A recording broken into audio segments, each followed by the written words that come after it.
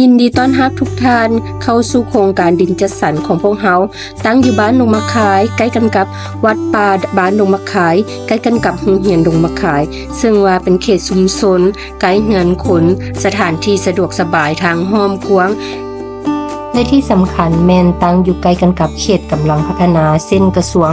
ต่างๆหลายๆกระทรวงนำเฮามาเลยเดี๋ยวเฮาจะพาทุกคนเข้าทางเส้นทางที่อยู่ตรงกันข้ามกันกับตลาดบ้านดงมะขายพอขี่เข้ามาหน่อยนึงเฮาจะเห็นวัดป่าบ้านดงมะขายอยู่เบื้องซ้ายมือเนาะนี่จะเป็นวัดป่าบ้านดงมะขายสำหรับดินจัดสรรเฮาแม่นจะขี่ต่อไปซื้ออีกน้อยนึงหลังจากนั้นเฮาจะเห็นโรงเรียนตั้งอยู่เบื้องซ้ายมือเป็นโรงเรียนประถมบ้านดงมะขาย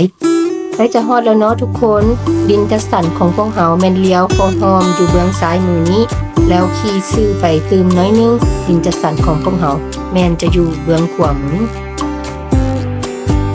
ใกล้ๆกันกับเฮือนหลังคาสีส้มและเฮือนหลังคาสีเทาที่เฮาแนมเห็นอยู่นี้ขี่รถเลี้ยวขวาเข้ามาเลยฮอดแล้วเด้อดินจัดสรรของพวกเฮามีทั้งหมด3โซนคือโซน A แม่นจะอยู่ด้านหน้าและโซน B แม่นอยู่ถัดต่อไปสุดท้ายคือโซน C แม่นจะอยู่ทางด้านหลังสุดของดินเด้อลูกค้าขนาดดินจะมี10 คูณ 20 เมตร15 คูณ 20หรือว่า20 คูณ 20แยกเอาตามขนาดที่ว่าพวกเราได้กำหนดไว้อยู่ในแผนผังของโครงการเนื้อที่ดินแม่นจะมีประมาณ200 ตารางเมตรขึ้นไปเด้อลูกค้าราคาเริ่มต้นแม่น 550,000 กีบต่อตารางเมตรเท่านั้นสำหรับราคา 550,000 กีบนี้จะแมนอยู่โซน C เด้อลูกค้าโซน B แมน 590,000 กีบต่อตารางเมตรและสุดท้ายคือโซน A เป็นโซนที่อยู่ด้านหน้าสุดแมนราคาเริ่มต้น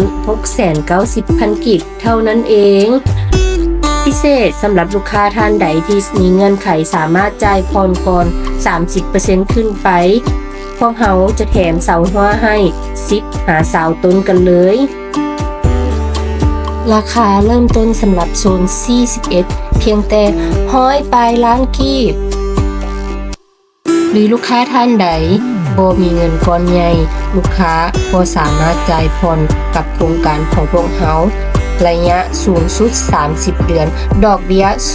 0% อย่าลืมอย่าพลาดโอกาสดีๆสำหรับไผที่กำลังซอกซื้อดินและอยากเป็นเจ้าของดินเพื่อปลูกสร้างเรือนที่อยู่อาศัยราคาเริ่มต้นเพียง100 ปลายล้านกีบต่อตนเท่านั้นหรือท่านใดต้องการซื้อเพื่อการลงทุนสำหรับเก็งกำไรในอนาคตก็ถือว่าเป็นโอกาสดีๆโปรโมชั่นพิเศษต้อนรับเดือนแห่งความรักโอกาสดีสำหรับผู้รักและนักลงทุนขอเชิญจองดินจัดสรรราคาพิเศษอยู่บ้านดงมะขายเพื่ออนาคตที่มั่นคงของทานและครอบครัวถ้าท่านใดมาเบิ่งดินเป็นแพ็คคู่เขามีส่วนลดสุดพิเศษให้เฉพาะเดือนกุมภาพันธ์นี้เท่านั้นและบอกว่าท่านเห็นข้อมูลมาจากคลิปวิดีโอนี้ดินดีราคาคุ้มอนาคตแทนของขวัญที่มีคุณค่าสามารถนัดมาเบิ่งดินตัวจริงได้อันดินจัดสรรของพวกเราแม่นตั้งอยู่บ้านดงมะขายเมืองไซธานีนครหลวงเวียงจันทน์ติดต่อมาได้ที่เบอร์โทร 020-567-45629 หรือเบอร์ 020-5984-2249